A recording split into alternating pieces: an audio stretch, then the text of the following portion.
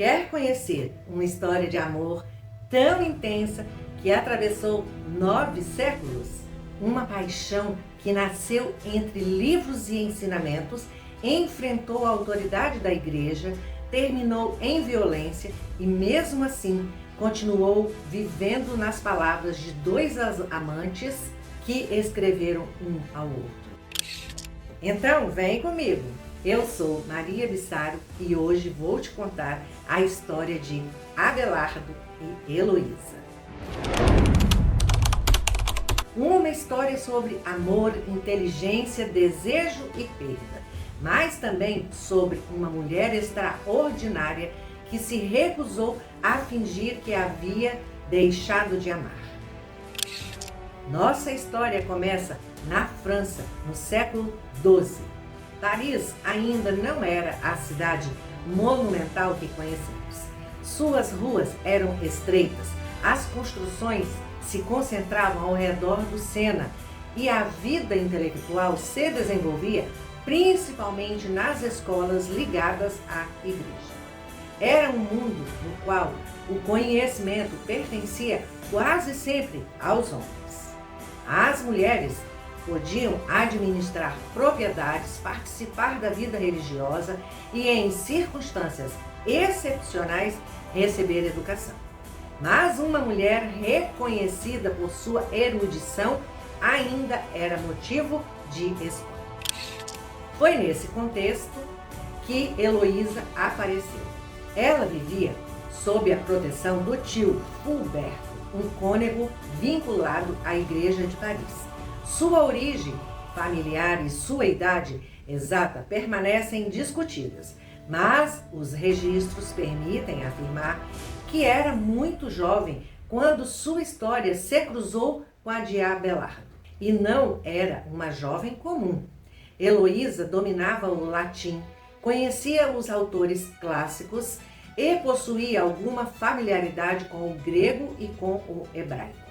Sua inteligência já despertava admiração antes mesmo de se tornar conhecida por aquele romance. É importante compreender isso. Heloísa não entrou para a história simplesmente porque um homem célebre se apaixonou por ela. Ela já possuía sua voz própria.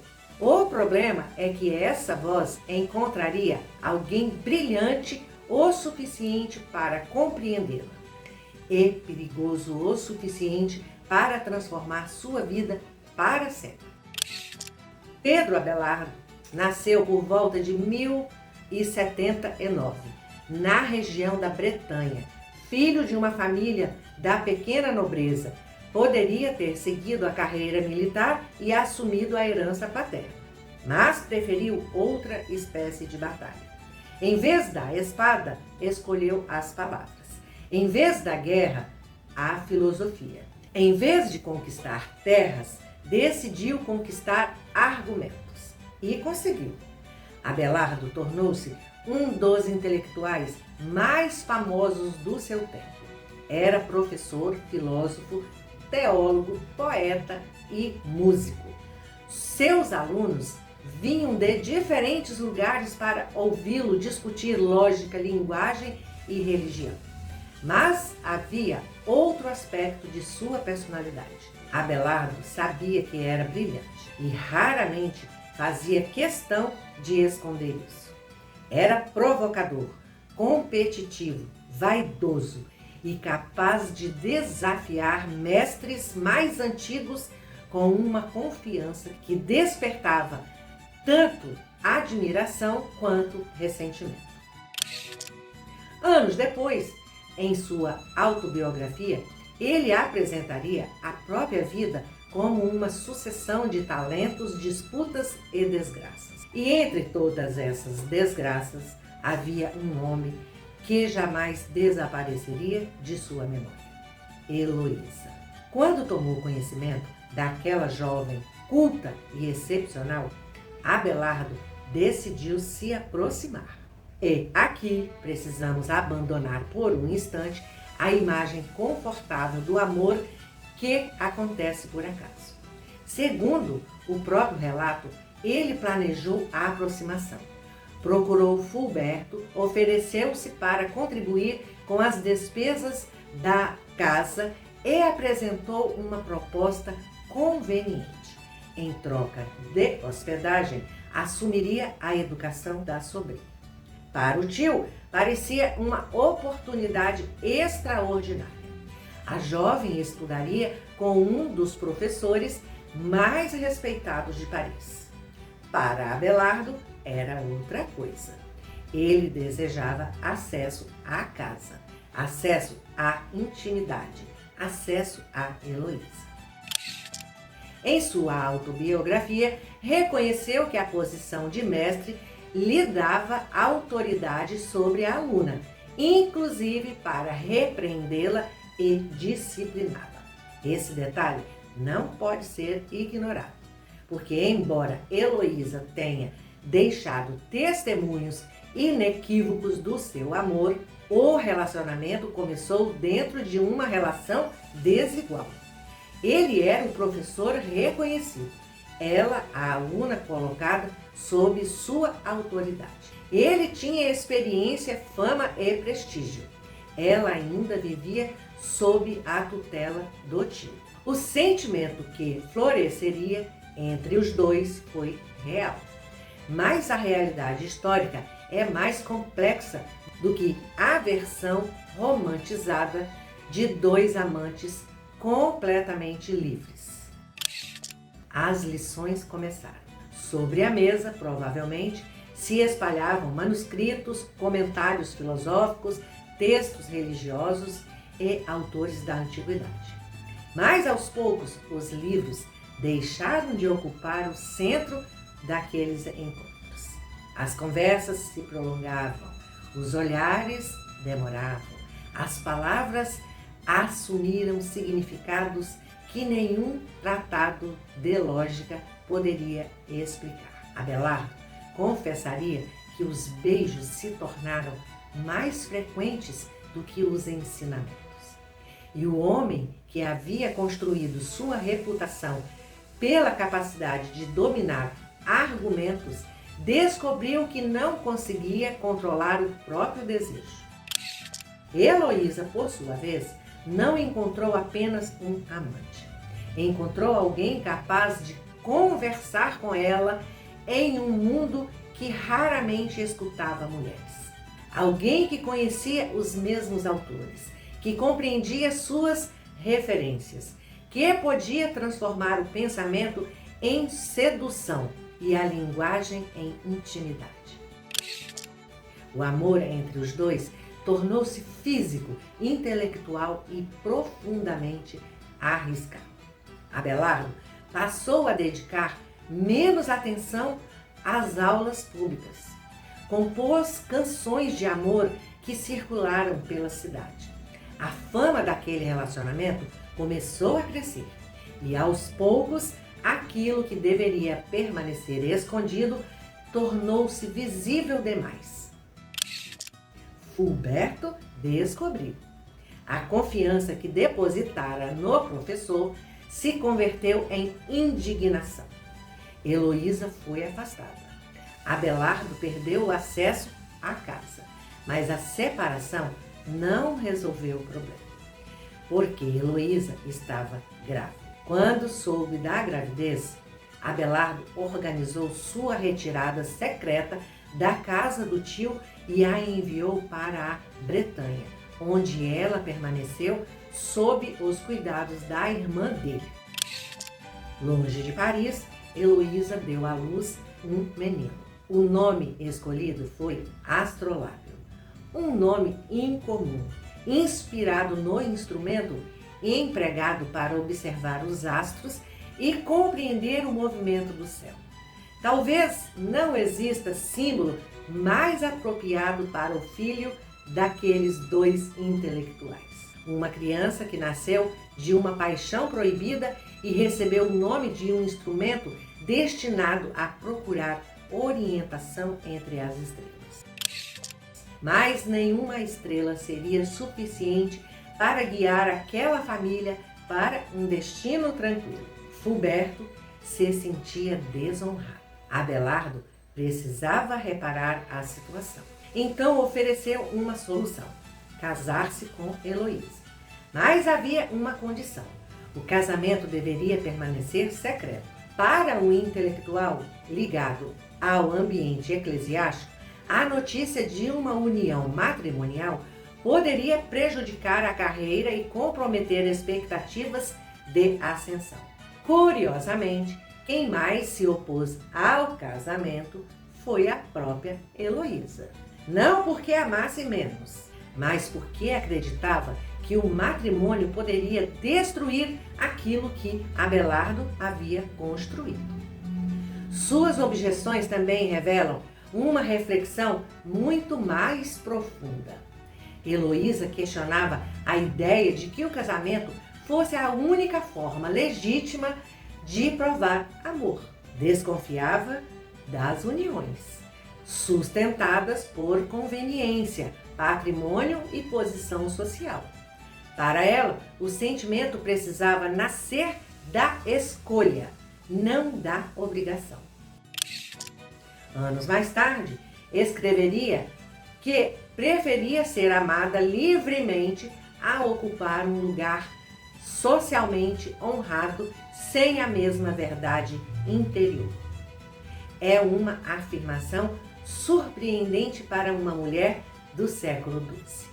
Heloísa não estava simplesmente rejeitando o casamento, estava colocando o amor acima do contrato, o desejo acima da aparência, a liberdade interior acima do reconhecimento público.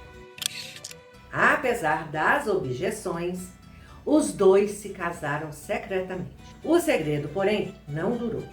Fulberto começou a divulgar a união, provavelmente porque desejava restaurar a honra familiar. Heloísa negou publicamente o casamento para proteger Abelardo. A tensão aumentou.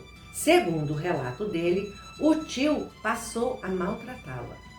Abelardo decidiu então enviá-la ao convento de Argentio, instituição ligada à formação anterior da jovem. Ali ela estaria, em princípio, protegida. Mas Fulberto interpretou a decisão de maneira diferente. Acreditou que Abelardo pretendia se livrar da esposa, escondendo-a atrás dos muros de um convento para preservar a própria reputação. Foi então que a tragédia alcançou sua forma mais brutal. Durante a noite, homens ligados a Fulberto entraram no quarto de Abelardo. Um criado teria facilitado o acesso. Eles se aproximaram enquanto o professor dormia e o castraram. Não era apenas uma agressão física, era uma punição calculada, uma tentativa de destruir o corpo, a honra, a masculinidade e o futuro daquele homem. Paris acordou diante do escândalo. O filósofo, admirado, disputado e invejado, havia sido mutilado. Abelardo sobreviveu, mas sua vida anterior terminou naquela noite. Para Heloísa, o golpe foi igualmente devastador. O homem que amava havia sido brutalmente atacado por pessoas ligadas à própria família. O casamento secreto não os protegia. O convento não os protegia. A inteligência igualmente. E o filho permanecia distante, quase desaparecendo das narrativas posteriores. Abelardo entrou para a vida monástica na abadia de Saint-Denis e exigiu que Heloísa também se tornasse religiosa. Ela obedeceu, mas essa obediência não significava vocação. Muito tempo depois, Heloísa explicaria que ingressou no convento por causa dele, não porque tivesse escolhido livremente abandonar o mundo. Ali estava uma das feridas mais profundas dessa história. Abelardo perdeu o corpo que conhecia. Heloísa perdeu o futuro que imaginava. Ele tornou-se um monge. Ela tornou-se freira. Mas o desejo não desapareceu quando as portas dos conventos se fecharam.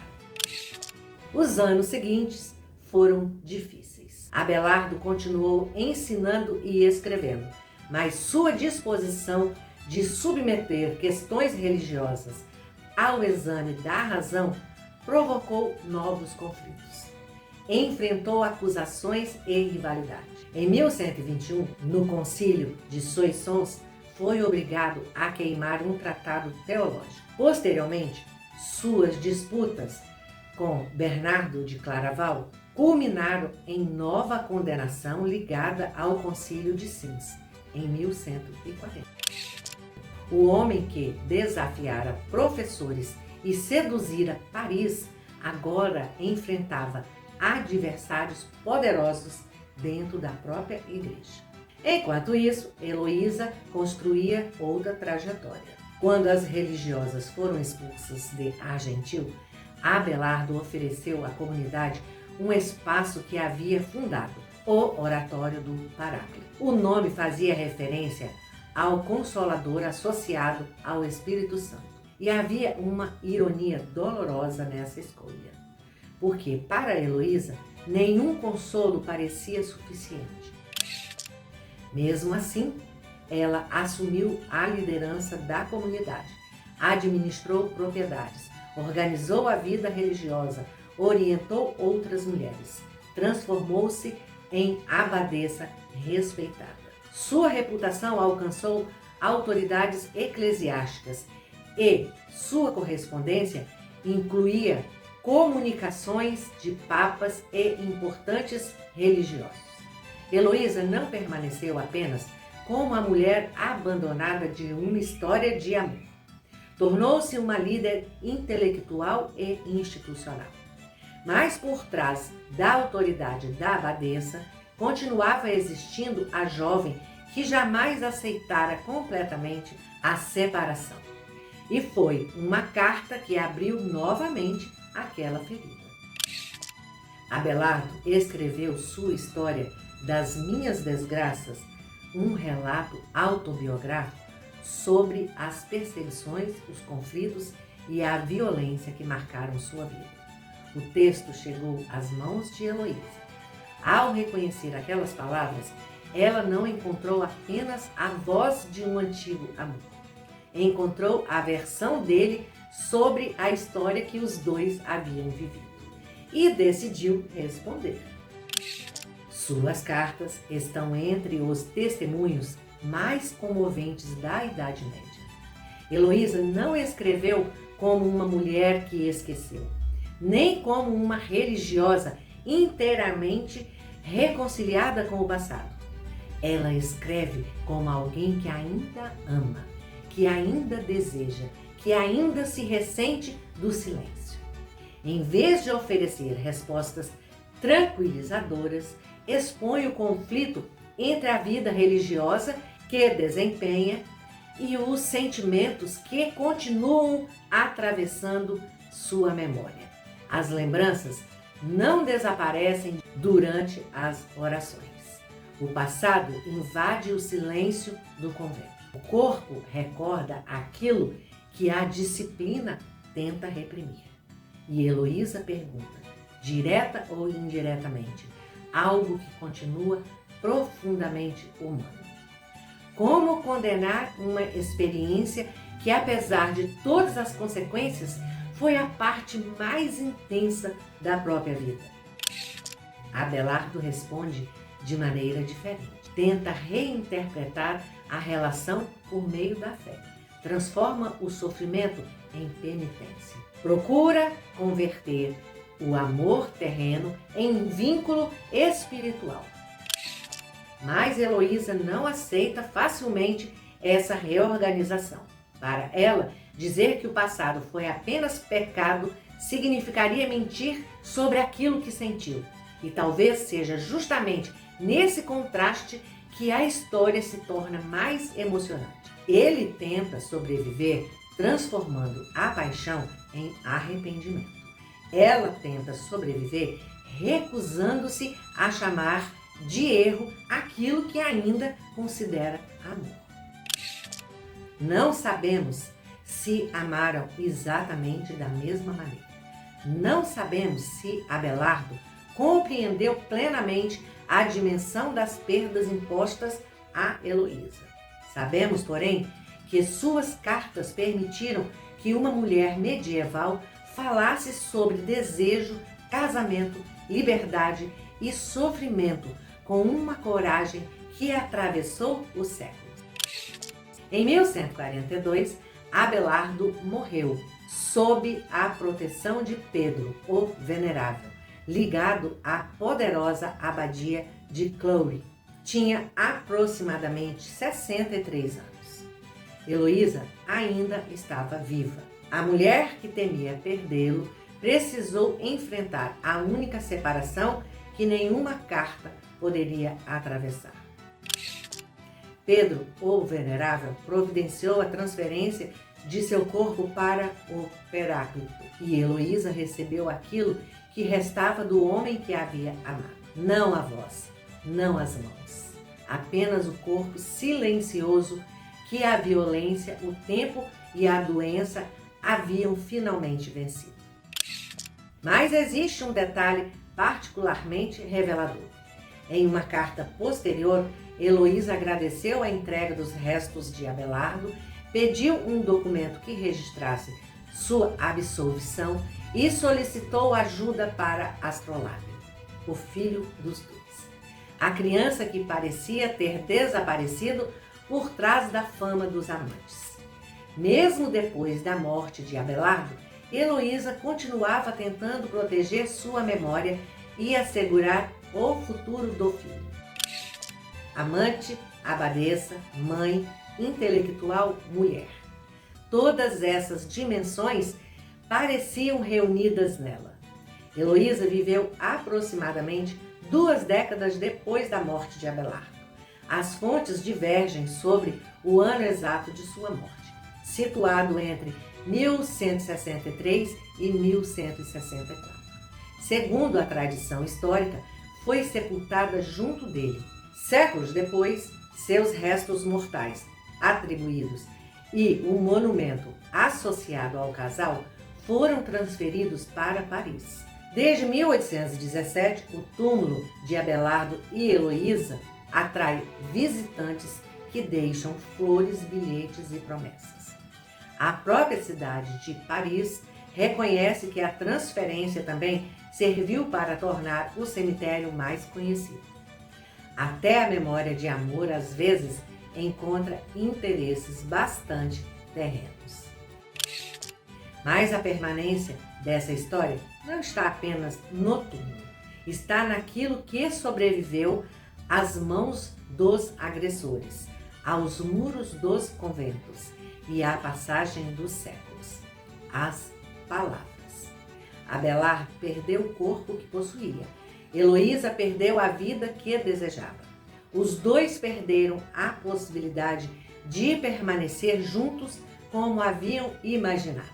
Mas aquilo que sentiam encontrou abrigo na escrita. E talvez seja essa a parte mais comovente de toda a história. O mundo separou Abelardo e Heloísa. A violência separou Abelardo e Heloísa. A religião separou os dois amantes. A morte separou um grande amor. Mas quando a mão dele tocava o pergaminho, quando a tinta desenhava o nome dela, quando uma carta atravessou a distância entre 2 conventos, a separação deixava de ser absoluta, porque o amor já não precisava do mesmo quarto, nem da mesma casa, nem do mesmo corpo. Existia em outro lugar, na memória, na ausência, na palavra. E, acima de tudo, na coragem de uma mulher que se recusou a fingir que havia deixado de amar. Se você gostou de conhecer a história de Abelardo e Heloísa, curta, compartilhe com quem ama uma boa história. Até a próxima!